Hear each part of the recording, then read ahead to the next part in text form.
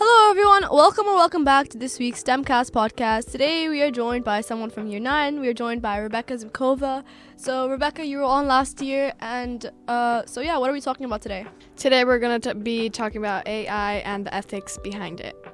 Yeah, so I think one point to raise up is when you think of AI, you think of it as being like something, not someone. But I think really when you come to think about it, it's someone that's programming it to say what it is saying, so it's always going to be biased, you know? What do you think about that? Well, because humans created it and they're trying to make it as human as possible, it's kind of really weird to some people, and they might think it's kind of crazy. Because, like, when I think about it, it's really crazy how humans have created a fake human, practically. Yeah, that's crazy right? to think about. Like, it's a fake person who's a robot.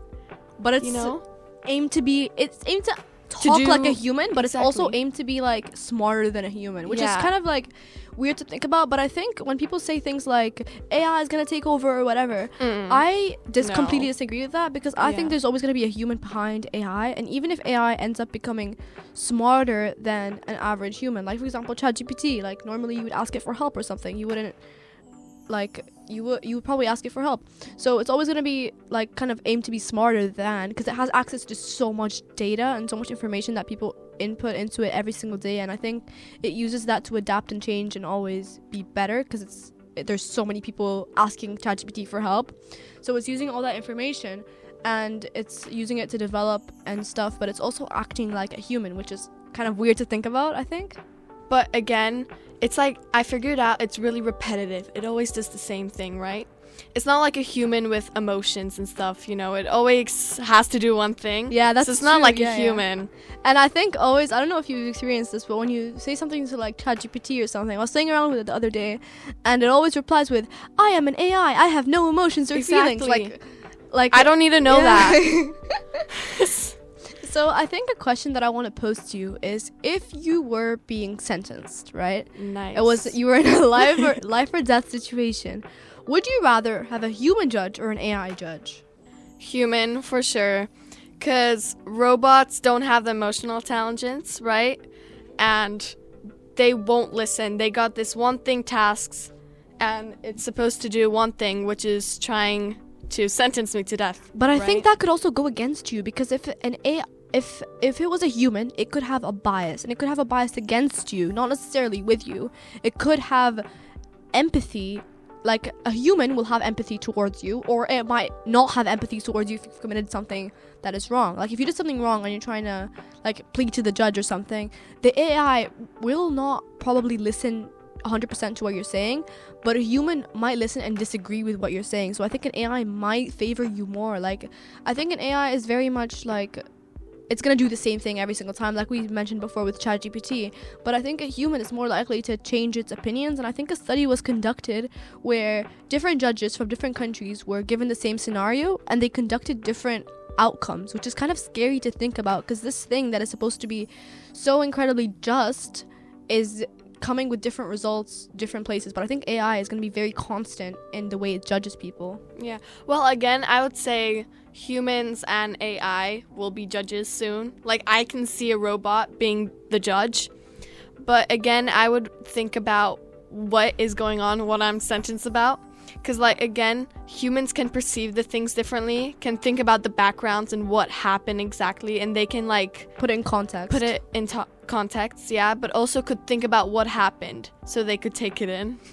Yeah, I agree, and I also think that having someone to program it also plays a role in this, because the judge is also going to have bias. It's not going to be as unbiased as I say it was, because there's someone behind the AI, and I think often we forget about that. We forget that there is someone responsible for this human's life, and this kind of comes into my next point of the ethical side of it, especially with not just like a judge, but also like self-driving cars or whatever it is, and like...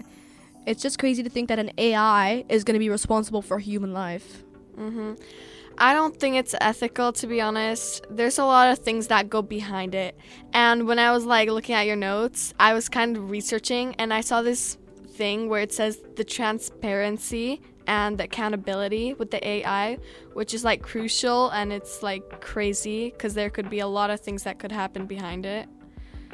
Yeah, I completely agree. I think it's kind of weird now that I'm really like kind of analyzing and thinking about it that an AI, which is something that's non-living, can be responsible for a human life. And I know I've said it before, but it's just absolutely crazy to think about that in a few years or like in a few years, yeah.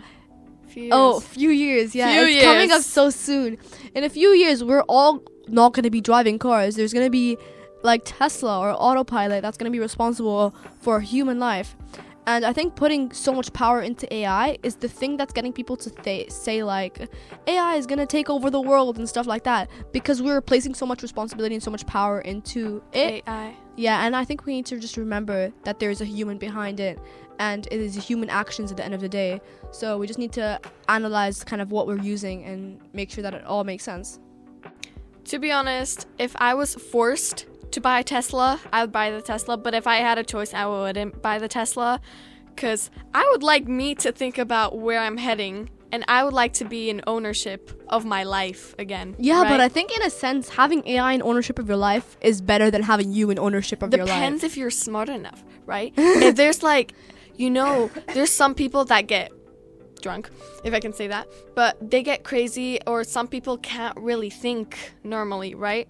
That's when the AI can be helpful, right? It depends on the person. I agree with what you're saying, but I also think that for a normal human being, an AI is safer than a human, because humans make mistakes. AI is a lot less likely to make the same mistake a human is. And I think that's when kind of like the game comes into play, because it depends who you're putting your life into. Because we know Tesla has the technology and resources available to trust you can trust it with your life. But I think like things can be kind of coming up now that is a lot less reliable, and I think it's just about choose a source that is reliable and choose something that is reliable enough for that. Because I think also when we say like I want to be responsible for my own life, but you make mistakes, that's the thing. And then that's not there are so many deaths caused by driving. But I think if every single person in the world used AI there would be for less. A car. Exactly. Yeah, exactly. Mm-hmm. So I think it just like comes into, let's just consider the wider math scale. Behind it. Yeah. Right? And the math behind the probability. Like, if people do use it, then what are the chances that it's a lot less, and what are the chances that accidents are a lot more? So, So, do you have anything else you want to add? No, I think we just said it all. Yeah, that's the math behind it is crazy. Yeah, I also think we could talk about this for so long, but I think we've really summed it up. It's like a really big thing to talk about. I could be sitting here for hours just talking about how it's unsafe, then how it's safe, and then yeah, because it's also like so perplexing for a human being to put their life in someone else's, like, what goes through people's something minds. else's hands. And that is just crazy to think about. So thank you so much, Rebecca, for coming on. Thank you so much for listening.